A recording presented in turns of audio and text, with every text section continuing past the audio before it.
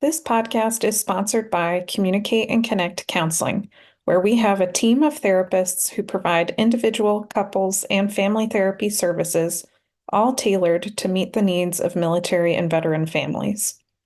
To learn more about our services, visit www.communicateandconnect.com.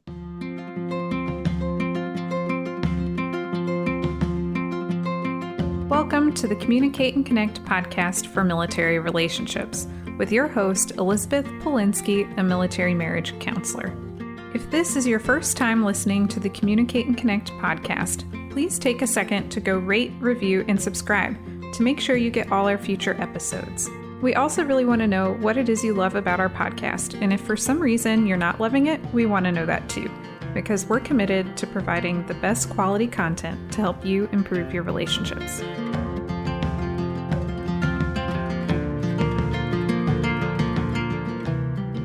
All right, welcome back to the Communicate and Connect podcast. This is episode 33 on sharing personal experiences.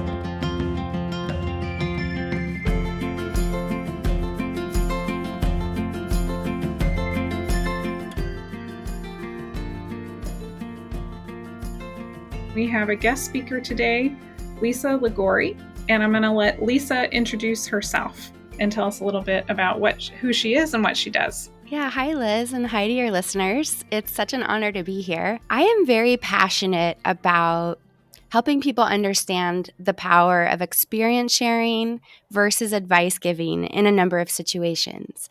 And I came to this kind of passion through being in business a number of years and then being involved in peer groups where we use an experience sharing format.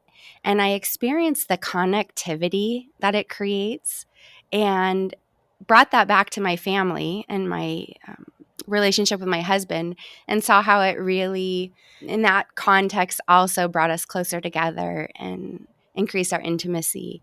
So thank you for the opportunity to talk to you about it today. Yeah, I'm really glad that we're talking about this as a topic because I think it is really, really relevant to couples, all couples across the board. I mean, I think any relationship, I don't know, unless I'm paying somebody to give me advice. If you give me advice, I'm kind of annoyed at you, So I think any relationship can benefit from this, but especially couples and families, and they're with military couples and families. They have so many unique experiences, and sometimes the family members feel kind of disconnected because they really can't relate to a lot of the service member experiences. And so I think this is what we're going to talk about today is a way to help facilitate the connection, the connectivity that you're talking about for anybody who's listening. Yeah. I think it's so true. And as a CEO, I know I sometimes go off into my work world where I'm the problem solver. And then I come home and my tendency is to tell my husband how he needs to do things or Yes. tell him what my advice and my diagnosis is of his situation and vice versa. So it's human nature. And I think it's been helpful for me to learn that there's another tool in my toolkit I can use. Yeah, I can relate to that on a personal level as well. So I'll share this experience with you right now since that's what we're talking about. But my husband's in the military, and there is such a logical problem solving focus with the military. And I was recently talking to somebody where it's like, okay, even though everything went well, we should think about how it should go better next time. So and here's more advice, even if it went well. So yeah. So tell us a little bit about your experiences and how you came to become interested in this idea of experience sharing versus advice giving. Can you give us kind of the backstory? I'd love to. I think it started when I was growing up, and I had a very alpha dad whom I adored. He was my hero his entire life, and he was a problem solver. And as I grew up, I had that model in my head. And then I started becoming involved in these peer groups where there was a very different format.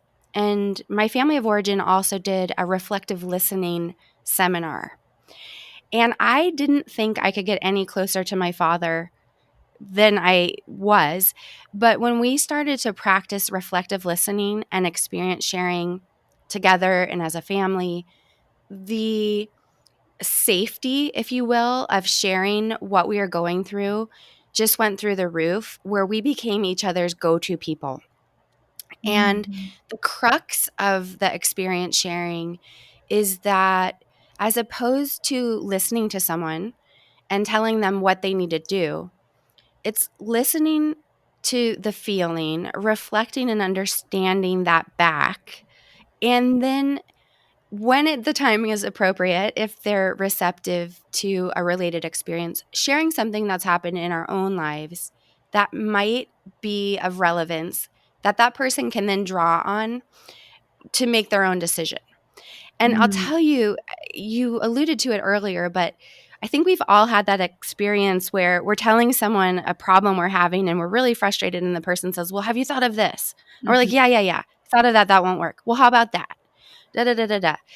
And by the time you get through all of their ideas, it's exhausting Mm-hmm. and you feel no more alleviated or understood, versus having someone, even if they haven't been in the same exact situation, just share, it sounds like you feel X. It sounds like that's really frustrating. And if I might take a sidebar, when Mm-hmm. I was learning this, I kept thinking, well, I wouldn't feel that way as this person is feeling. How can I be honest and reflective at the same time? And through literally just sitting in pairs practicing this, we learned that we can still imagine how someone else feels or hear how they feel. So it might not frustrate me that the driver in front of me is slow because I'm a slow driver, but if it's bothering you, I can say that sounds like it really got under your skin. And just that little bit of reflection and human connection allows us to get in sync and kind of diffuses the emotionality that that person's feeling, as opposed to countering them. Don't feel that way. You shouldn't feel that way, which kind of Mm-hmm. gets each person amped up more in their own camp. Yes. Does that make sense? Yes, it really does make sense. And I was just thinking about how often I hear that driving example in the couples that I work with, and I've had that happen in my relationship too. So I can really see that. So there, and what I'm hearing and what you're saying is there is a process, sort of steps that somebody can go through to be a reflective listener, and then share their experience. Absolutely. This blew my mind because it seems so formulaic. It seems like it wouldn't work.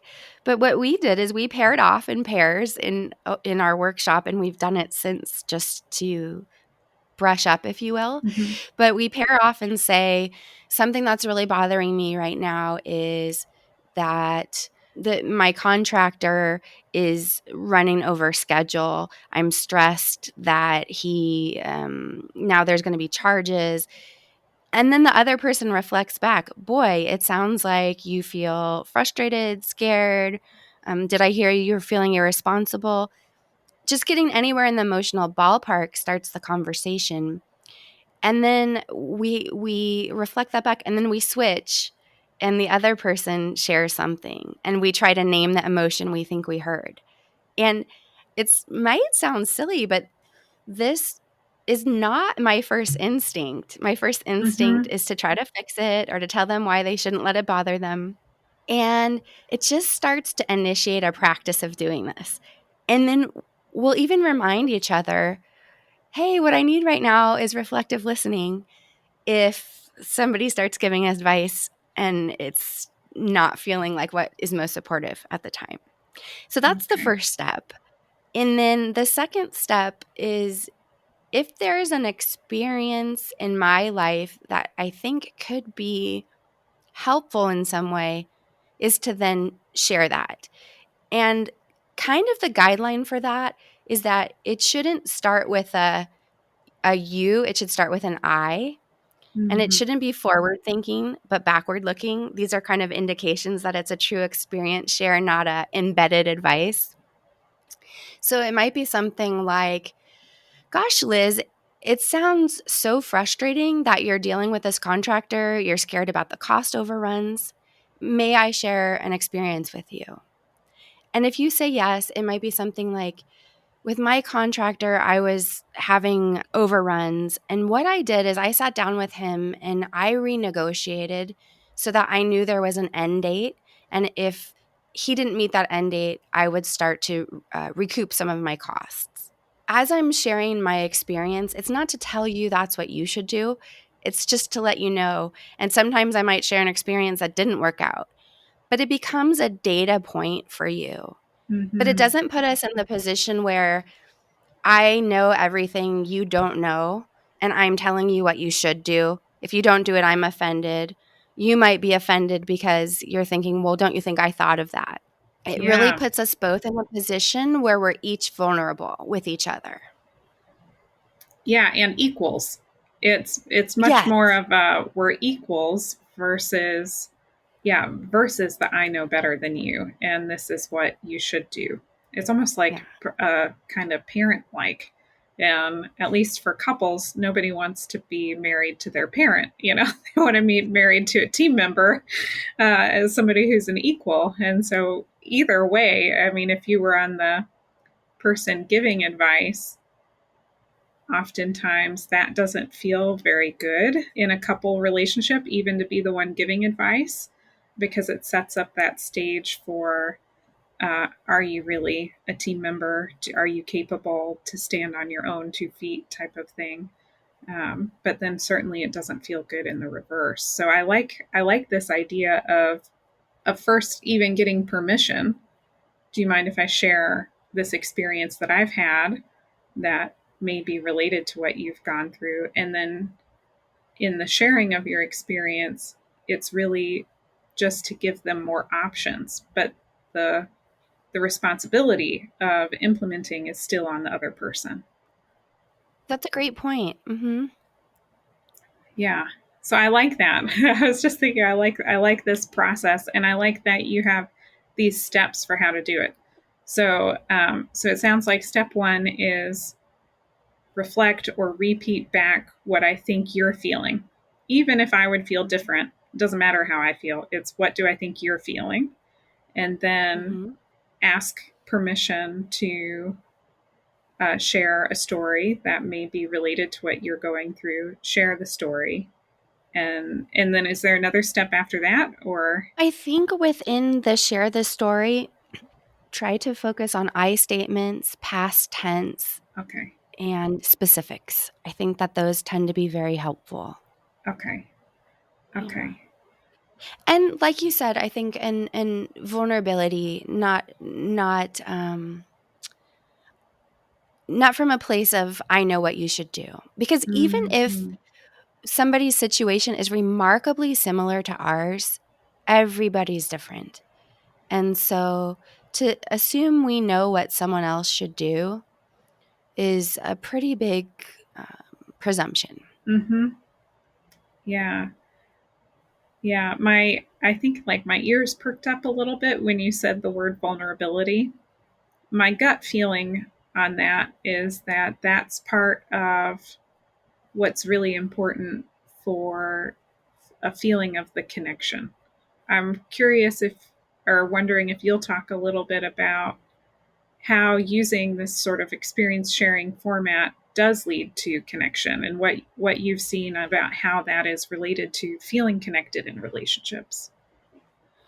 Yes, that is such a astute point, and I think the shared vulnerability really does build trust. Mm-hmm.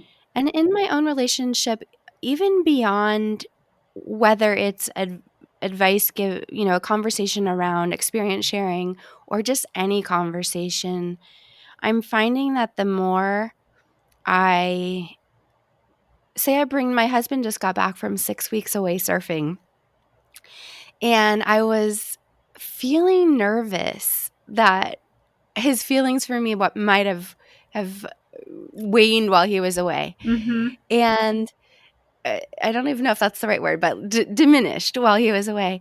And I realized, why don't I just share that with him? And I went in the other room and I said, I'm feeling really insecure right now. But the conversation that we had around it was really powerful and connecting. And he ended up feeling like he's really important to me, that I don't Mm-hmm. want his feelings for me to erode. But it wasn't my first instinct, Liz. I Mm-hmm. wanted to hold it inside, or maybe even think to myself, I don't need him. If that's what happened, it's going to be okay. And I thought, why is that my first instinct? But almost without a doubt, every time that I'm able to share vulnerably, I end up having a higher quality conversation, and I end up feeling more connected and stronger with that person. Yeah. Yeah, I really appreciate your willingness to share such a personal experience about, and it not just like there are lots of ways that experience sharing can come up, but it's such a vulnerable thing to also talk about my relationship, my marriage, and feeling insecure in my marriage that I can relate to that. My husband is deployed right now, and I've had these same thoughts like, is he going to even like me again, be attracted and stuff when he comes back? But so you noticed that feeling on the inside and you had the urge to keep it in, but instead you went and you shared about it with him in a vulnerable way where you were talking about yourself and your experiences using the I statements and things like that. Yeah. Yes, which I'm not always very good at, but the I Mm-hmm. statements, that's a great point.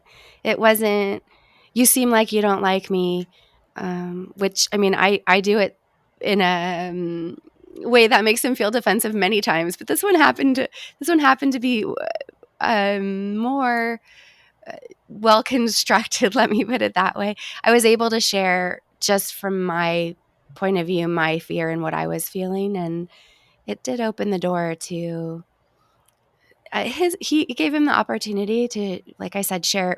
Not only did he reassure me, which was wonderful, but it let him know that he was important. And I think each of these little mini victories helps me reprogram the way I'm wired, because it isn't my default to share when I'm feeling vulnerable. Yeah, that was going to be my next question is how, when that, I guess it's not the first instinct to be vulnerable. I mean, I don't know anyone who's like, let me be vulnerable in the world and open to being hurt. So I think that's such a human thing to not want to do that, I guess. And so I'm wondering, how did you get yourself to do that? Yeah. Good question. We've been working on it. So we've done counseling at different times. We had a book, I think it was called Hold Me Tight. Are you Yes. familiar with it? Mm-hmm. Yeah. Yeah, we had a workbook. So it's something we've been talking about. My husband also helps me a lot because he's very good at it. So he's kind of a role model and helps. I think when one person ups the game in terms of vulnerability, it helps both of us. So I've gotten to see him model that. And then yeah, it's just reinforcing every time we have a productive conversation. And Okay. it builds a little bit more trust, another brick, another neural pathway, if you will, that this is an option. Yeah. Okay. So the practice and the repetition makes it easier each time. Yes, and another thing I should mention is I've been journaling like crazy. And I think that's helped me connect to myself to know, because sometimes I have this emotional knee jerk strong reaction and I don't know where it comes from. But when I'm able to slow myself down and through the pages of writing and just sitting quietly, get a little bit to the bottom of, well, what just happened here, then I'm able to communicate that to someone else. Yeah. Okay. So there's also a lot of self-reflection that you do to pause and notice and think about what your experience is in order to share it with someone like your spouse. Um, Exactly. yeah. And it's such a work in progress. Yeah. These are some small wins, but there have been many, many more times that I didn't do this as constructively. Yeah, which I think is so normal and so human. And it is scary. It's scary to even myself look at my feelings of insecurity and acknowledge my own feelings of insecurity or the fears that I have, and then let alone go and be vulnerable to the person in this case that the fear is about. That's scary stuff to do. So it sounds like you began learning these skills in this reflecting workshop that you did with your family and with your dad, and then you've done this in peer groups, and you've also done it with your spouse. So you've had an experience with this in many settings, and it sounds like it felt connecting in each of those different types of relationships. It has been. I don't think I've ever had it not increase connection and really be validating. Even though it's always been a risk, I don't feel like it's ever not been worth it. Yeah, I'm so glad to hear you say that because I can see someone maybe who might be listening to this, and maybe whatever their life situation is, they might be like, well, is it going to be worth it? Is it going to be worth it to bare my soul and be vulnerable with somebody? But for you, it's only been positive. You've had connection out of it. Let me back that up a little bit Okay. because I might have overstated that. There have Okay. been in my key relationships, it's been very positive. There have been people I've dipped my toe in with increased vulnerability, and it hasn't felt safe for Mm-hmm. whatever reason. Either they weren't able to match that or respond to that, or for whatever reason, it just didn't feel like I was getting anywhere, and I didn't continue down that path. So I think Mm-hmm. evaluating the safety of the relationship is probably part of my calculus subconsciously. Yeah. Well, I think there's some wisdom in that in what you're saying because I'm just going to repeat the process that you just talked about. So you attempt some vulnerability, but you said you tip your toe. So maybe it's not like bearing your deepest darkest secrets and your soul to somebody, but you up the vulnerability a little bit and see how it goes with the person to determine if it's safe to continue being vulnerable. And part Exactly. Yeah, okay. And so part of how you determine their safety is, do they match my vulnerability? Do they meet me in the vulnerable place or not? Did I Yeah, understand that? exactly. Exactly. Okay. And I think doesn't have to be, are we 100% and 100%, but is this person trying to work with me? Are they on the same path? Are they willing to try to engage in that way? Yeah. And then I'm thinking that's when the big feelings of connection come, is when somebody is willing to engage and meet you in the vulnerable places. Yes, and I don't know if you've had this experience, but in a number of times in peer groups and things that I'm in, the level of depth, let's say if 10 was the deepest, we're at a 5, and then someone steps it up and shares really from their heart. And all of a sudden, boom, everyone joins them, and that group becomes so much more powerful, Yeah. connected, deep. So sometimes it does take a little bit of risk, but I do think, as you said, it's wise to tread carefully and not be bearing our souls everywhere, but at times to go out a little bit on a limb and be the first one to be a little more vulnerable. Hmm. Yeah. I like to hear about how you have done this in many relationships. I think obviously being a couples counselor, like marriages are the thing that I think about like all day, every day. But when I switch my mindset from marriage counselor to military spouse and thinking about all the times that the active duty service member is gone and how often there are moves and the difficulty of being separated from family and friends and trying to form new friends every few years, and then also trying to somehow have support around raising children or support when partners are deployed. I was just thinking that this could be really useful for sort of developing meaningful friendships for the civilian spouses, or I suppose even for the active duty spouses as well. But like if you're moving or if you are kind of noticing more isolation, that if this is a way to jumpstart connectivity and connection, this idea of experience sharing, I could see that being really related to forming closer social networks and social bonds. Have you seen anything Yeah. like that? Yeah, and I can't imagine those challenges that are unique to military families. That it's quite something what a sacrifice this service is, and I'm so grateful for it. One of the things that we do in those same peer groups that use experience sharing is we have something called 5%.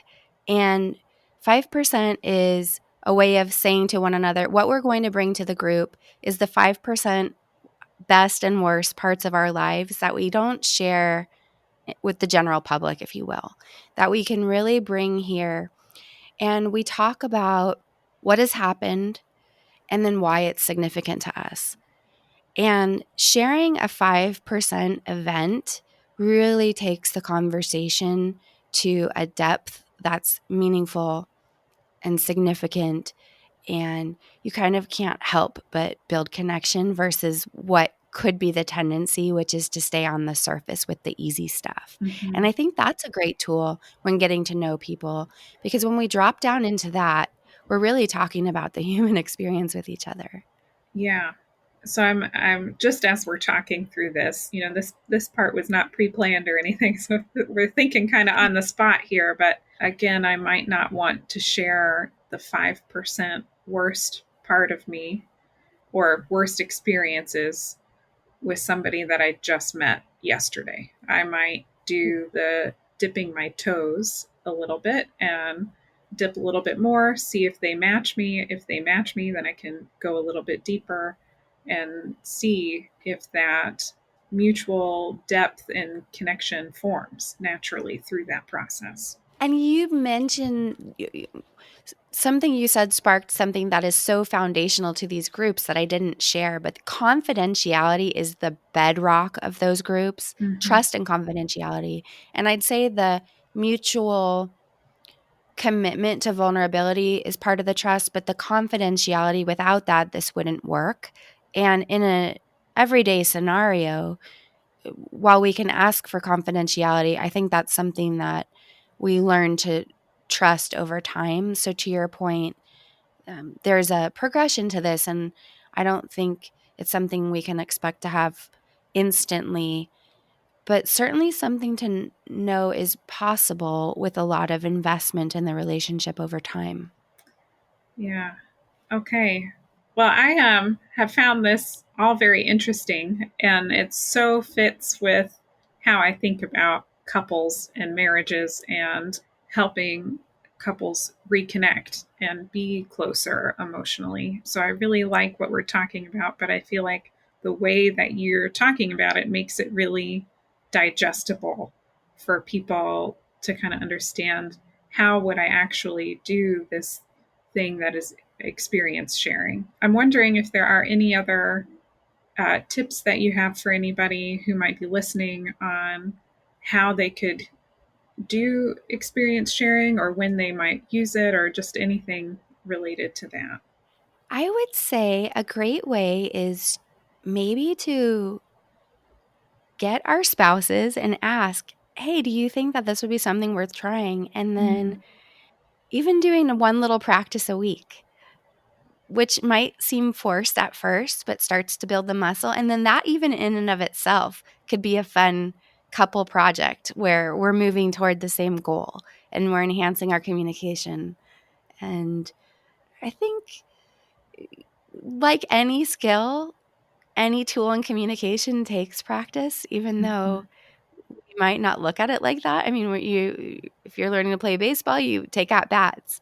So understanding it's not going to be a perfect process, but that some trial and error could help build a strength within the relationship that's well worth it. Yeah, I like that. Trying to make it something that I practice and that I build up my skill set at, and that even if we start really small, it could make a difference. Absolutely. Yeah. So if people wanted to learn more about experience sharing, how would they do that? Yeah. Well, I have a podcast through my nonprofit, and it's at advicecolumn.com. And there's actually a free downloadable worksheet I just thought of as we were talking that is kind of 5 pitfalls to avoid when giving advice versus experience sharing. So that's one way. And then I'm always available to answer any questions about my experience. I'm not trained, I don't have any credentials, but I'm just out there in the world practicing and Mhm. happy to share my own experience anytime. Okay, great. And how would someone find you if they wanted to learn more or ask you questions? Yeah, they could find me through advicecolumn.com. There's an Okay. email on there, or at lisal.com. Okay. Okay. Yeah. Great. Well, I don't think I have anything else for us today. Lisa, do you have anything else for us? I don't, but I'm so grateful for this opportunity Yeah. to speak with you, and I love what you're doing. Thank you so much. Yeah, thank you. I love doing this podcast. So thank you for being on it, because I think this is a really foundational piece for relationships on how to communicate in a way that does bring more connection. So, yeah, thanks for being on the podcast. My pleasure.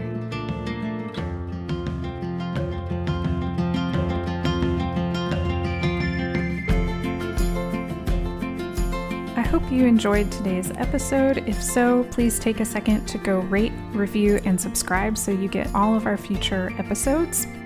Make sure to check out the show notes to sign up for our free 10-week relationship email course. This email course is really designed for people who are maybe having trouble with communication or connection in their relationship, and helping them develop some quick wins right away to start improving it.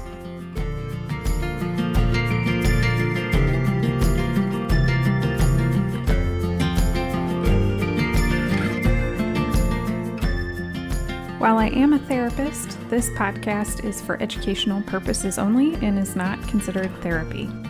And it should also not be a replacement for therapy. If you think you need a professional of any kind, you should definitely go find one. Until next time.